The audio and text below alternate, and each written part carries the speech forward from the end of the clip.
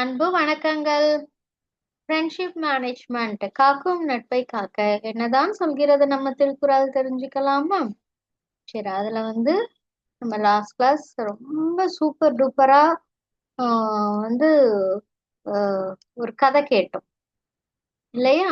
அந்த கதைக்கு பொருத்தமான திருக்குறள் எல்லாமே நீங்க ரொம்ப அழகா அந்த எக்ஸ்பிளனேஷனோட சொல்லி அனுப்பிச்சிங்க. ரொம்ப சந்தோஷம் ஆன்ட்டிக்கு. சரி, இன்னைக்கு என்ன பண்ண போறோம் அப்படின்னா, எப்பவுமே ஆன்ட்டி தானே ஒரு கேள்வி கேட்டுக்கிட்டே இருக்கவங்க கிட்ட இல்லையா? இன்னைக்கு நீங்க ஆன்ட்டி கிட்ட கேள்வி கேட்க போறீங்க. ஆன்ட்டி கிட்ட கேள்வி கேட்டீங்கன்னா நான் திருவள்ளுவர் தாத்தா கிட்ட போயிட்டு உங்களோட கேள்விய சொல்லி அதுக்கு திருவள்ளுவர் தாத்தா என்ன பதில் சொல்றாங்கன்னு கேட்டு உங்களுக்கு சொல்ல போறேன். சரிங்களா?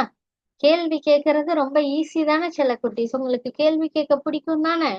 அதனால நீங்க ரொம்ப அழகா கேள்வி கேட்டு அனுப்புங்க. மினிமம் எத்தனை கேள்வி இருக்கணும்? மினிமம் 4 கேள்வியாவது இருக்கணும். சரிங்களா? குறைஞ்சபட்சம் 4 கேள்வியாவது நீங்க கேட்கணும். சரிங்களா? அதுக்கு மேல உங்க இஷ்டம், எத்தனை வேணா கேளுங்க. ஆனா குறைஞ்சபட்சம் 4 கேள்வியாவது இருக்கணும். சூப்பர் டூப்பரா உங்க கேள்வியை கேட்டு அனுப்புங்க. நறுக்குன்னு 4 கேள்வி கேளுங்க. ஆன்ட்டி நம்ம திருவள்ளுவர் தாத்தா கிட்ட போயிட்டு அதுக்கான ஆன்சரை கேட்டு உங்களுக்கு சொல்றேன். சரிங்களா? நம்ம நட்பின் படிநிலைகள், ஸ்டெப்ஸ் அண்ட் ஃப்ரெண்ட்ஷிப் பார்த்தோம் இல்லையா? அதுல உள்ள எல்லா குறளும் நல்லா புரிஞ்சிருப்பீங்கன்னு நினைக்கிறேன். சரிங்களா? இப்ப இந்த நட்பின் படிநிலைகளை பேஸ் பண்ணி தான் உங்களுக்கு அந்த கேள்விகள் வரணும். சரிங்களா? நட்பின் படிநிலைகள்ல நம்ம நிறைய திருக்குறள் படிச்சோம். நம்ம திருவள்ளுவர் தாத்தா சொல்லி கொடுத்தாங்க.